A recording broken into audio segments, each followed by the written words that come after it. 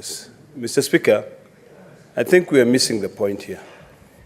Our committee has done the much that it can do when it comes to the issue of health.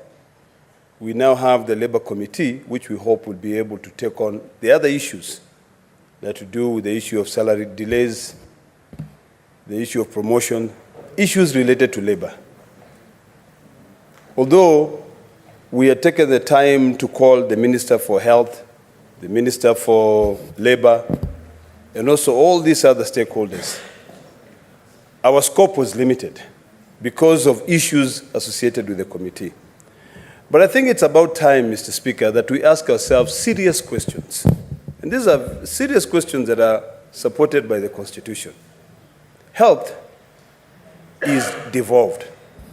Apart from issues of level 6, from level 1 to level 5, community health workers, those issues are devolved. But the problem has been, and this is where the governors don't get it right.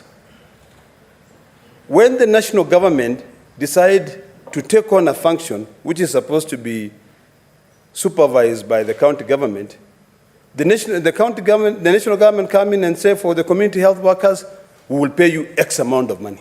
We'll give them X amount of money.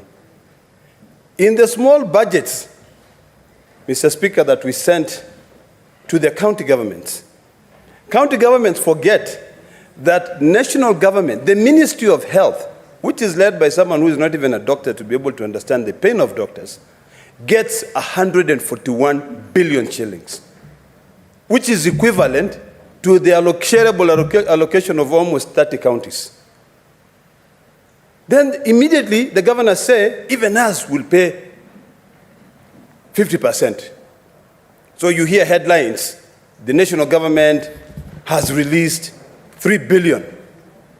So of course, it will also affect the county budgets, and they will also release an additional 3 billion.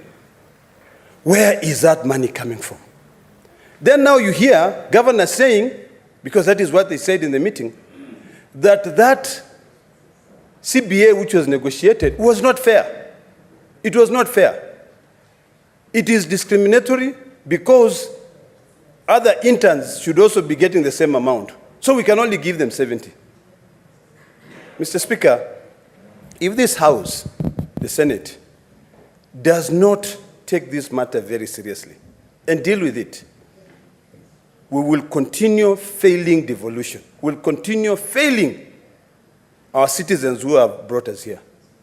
Mr. Speaker, when we were passing health-related bills, I remember telling my chair in the committees that this is all about the Benjamins. This is all about money. That's why we are rushing. You know, we are rushing to pass these bills.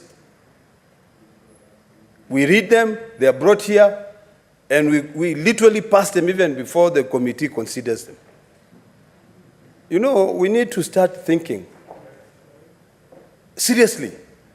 And I want to echo the words of my brother, Senator Sifuna, when he says that governments come and go, you know, but institutions should remain forever.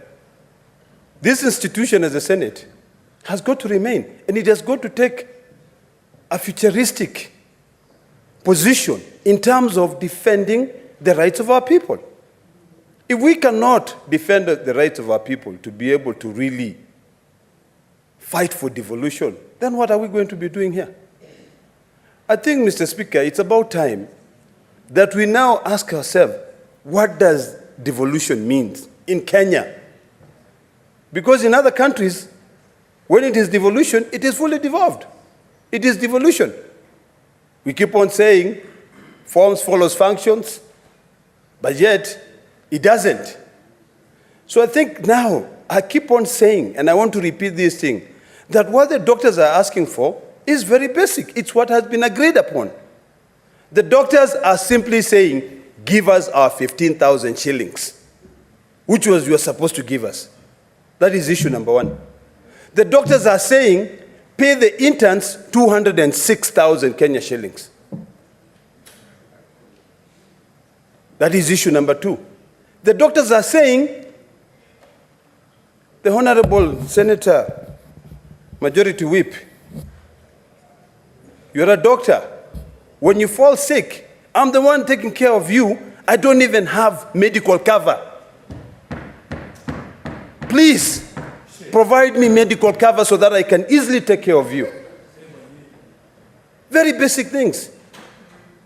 The doctors are saying, Mr. Speaker, that the national government, the Ministry of Health, must respect court orders. But when we have meetings, they say we have agreed on 15 or 13 matters, if we have not agreed on 2 matters. The 2 matters that you've not agreed are the ones that you are mandated by the court for you to be able to agree. So, Mr. Speaker, I'm going to ask simple questions, and these are questions that we must all ponder. Do we feel great when our people are dying in hospitals? Mr. Speaker, I can say 80% of all the hospitals in this country are closed now. People go and they lose their patients. Small things which could be resolved just because of these arguments saying that an intern is not a doctor. The training that an intern gets is different. A doctor gets is different from any other interns. Completely. So, Mr. Speaker, if we don't know, let's say we don't know, and agree to be told.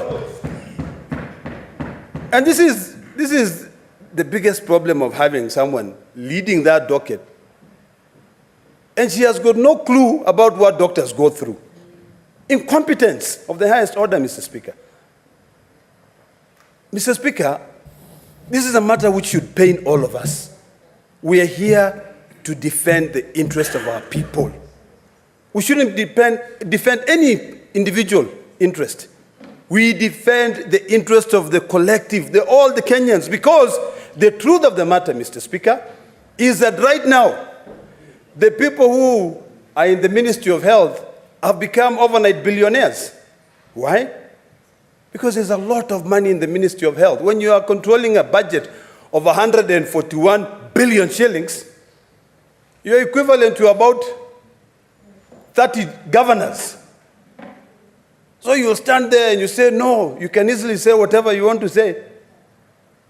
Because you don't give a hoot in hell about the life of Kenyans. So, Mr. Speaker, I would request you. Honorable Olekina, if you are dissatisfied with the conduct of the CS in charge of health, you know exactly what to do. You bring a motion and you prosecute it. Proceed. Mr. Speaker, I'm guided. And it is not that we haven't pondered on that. No, we keep on saying, let them deal with the first one they're dealing with the fake fertilizers. Then now we'll come back and deal with the other ones to save humans' life. You know, seriously, Mr. Speaker. You know, when you sit there, Mr. Speaker, the people of Kilifi are also saying, oh, and the people of Kenya are saying, now we elevated our speaker from a person from Kilifi to the country.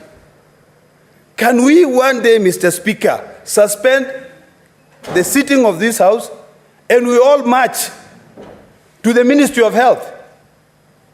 Or can we use the power that we have? Because senators, you have a lot of powers, let me tell you. The power on the division of revenue, if you just say no, people will listen. But sometimes you forget the powers that you have. You know, I don't know whether you go and drink tea in other houses which their budget is increasing to 2 billion. Mr. Speaker, you know, sometimes we see things, and it's good for us to say them here. Because this is where the truth has got no shades of gray.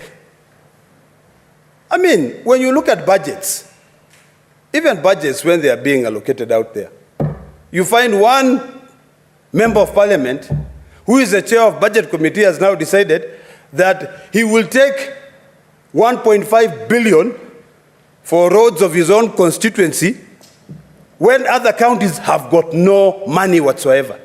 So you're saying that we have got no money, we've got no money. Then where is equity? We keep on saying, like some of us here, when we stand here, Mr. Speaker, we were trying to rely on the equalization fund because of the, all the issues of session paper number 10 of 1965.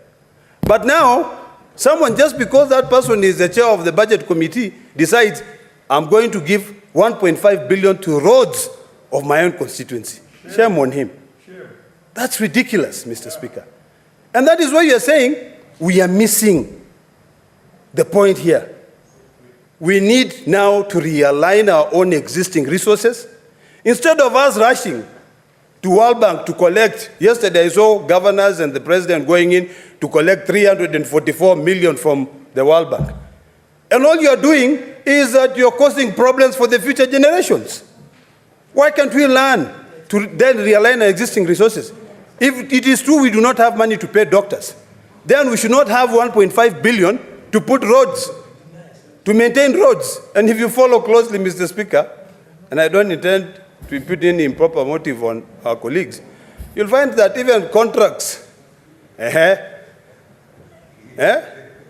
Thank you, Mr. Speaker. Senator Hillary Okili.